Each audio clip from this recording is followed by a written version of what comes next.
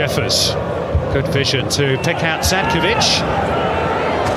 Peppers come short. Zadkovic will go cross field towards Elrich. Great ball in. Ryan Griffiths! That is a brilliant goal by Newcastle. And Ryan Griffiths continues his spree against the Melbourne clubs. He's scored in every game this season against Melbourne Victory now. And the Jets have the advantage after 20 minutes. And it was beautifully worked. Well, it was a goal rather simple in construction, but beautiful in execution. It's direct, it's a fizzer. That pass from Ruben Zadkovic, and the key moment was the composure of Tarek Elrich right here, cushioned to perfection, and then too much speed and too much anticipation, Ryan Griffiths, and just dinking it nicely over the advancing Ante Kovic. And it's been all Melbourne without them bombarding the Newcastle goal necessarily, but they've had most of the football, and now they find themselves chasing the game.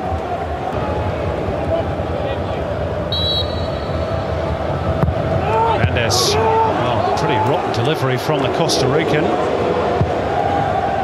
Back in by Fashini, down goes Lozano, and Jared Gillett says that's a penalty. And Ube Lozano, who gave away a penalty against Brisbane Roar a couple of weeks ago, now earns one for his team. Thiago's the man who's been pinged for a shirt pull. The replay will be instructive. Fashini lobs the ball. Thiago jumps at the man. I don't think that's an unfair call. Thiago Calvano, you can see he's got eyes for the defender. He's got a handful of his shoulder as well. It's a very good decision. Fair penalty. Harry Kewell, for the second time in a matter of days, looks to score in front of the blue and white brigade end of the ground. And he goes straight through Ben Kennedy and equalises for Melbourne Victory.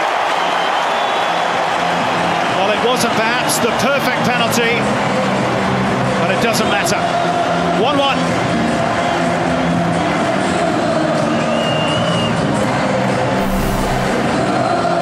That's a hopeful pass rather than anything else from Fashini. But at that moment there, that's the first thing that would have caught the referee's eye. Thiago leaving the ground, looking at the intended recipient, Luzardo, and then when his hand goes over the shoulder, it's a double whammy. I don't think the ref had any alternative.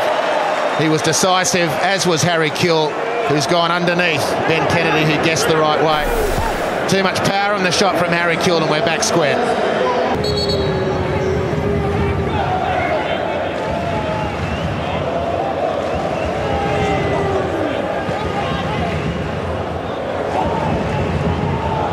Wheelhouse. On two with Griffiths. Nobody went with Wheelhouse. Can he get the right cross in? It's tapped into the back of the net by, who is it, Jacob Pepper, for his first ever goal in the A-League. Great moment for him. Not such a great moment for the Melbourne Victory defence, because they allowed the man to run without the track, and Jacob Pepper said thank you very much. 2-1 Newcastle. Well, I thought the goal Melbourne Victory conceded against Gold Coast last week was a poor one.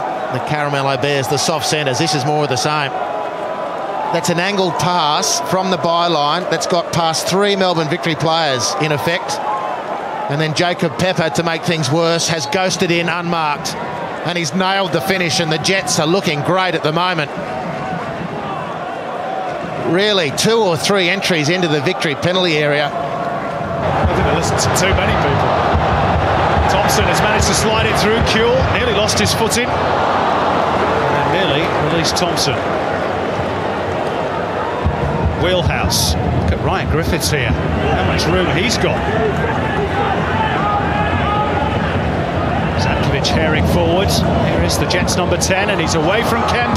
Danger again for the victory. It is 3-1, and it's a second goal for Jacob Pepper. And it's come down that right flank again. Melbourne Victory at 6s and 7s, and the Jets now have a 2-goal cushion. And a great finish again by the youngster. Well, congratulations to Jacob Pepper. Look how much field there is for Newcastle Jets to hurt. Matthew Kemp struggling to get back. Luzardo set up and then beaten with an overlap run. Kemp had nothing left in the tank, and they're defending like a wet paper bag at the moment, the Melbourne Victory. Their season is slipping away as they're watching it, as Jacob Pepper, if you don't mind, helps himself to a second.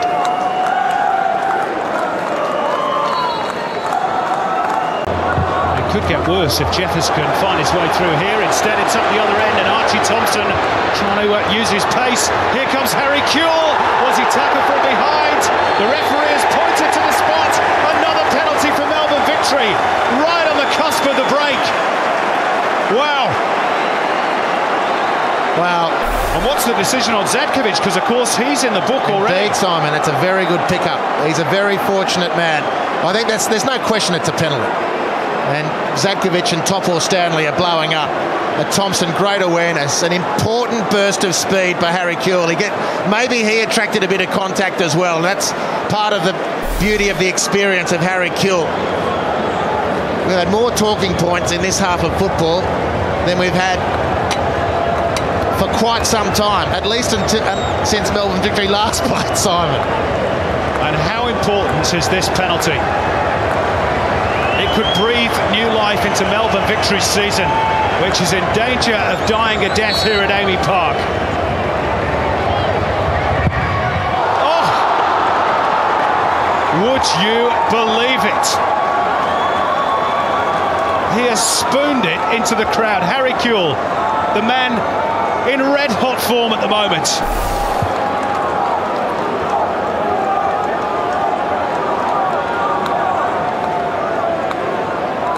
Well, you're speechless, Harps, and that doesn't happen too often.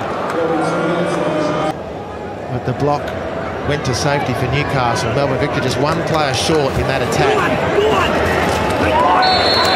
John cleaned up by Hernandez, second yellow. He's gone. 8th red card of the season. Victory down to 10 men. The season ending as it started for Melbourne Victory. In disarray. Was it justified, Andy Harper? Well, that's pretty benign, really. The Jilton can see it coming.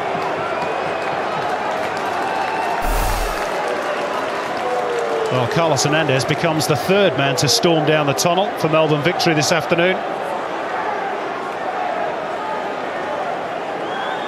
Well, if it was an uphill task beforehand, I think it's just become Mount Everest. A vertical climb.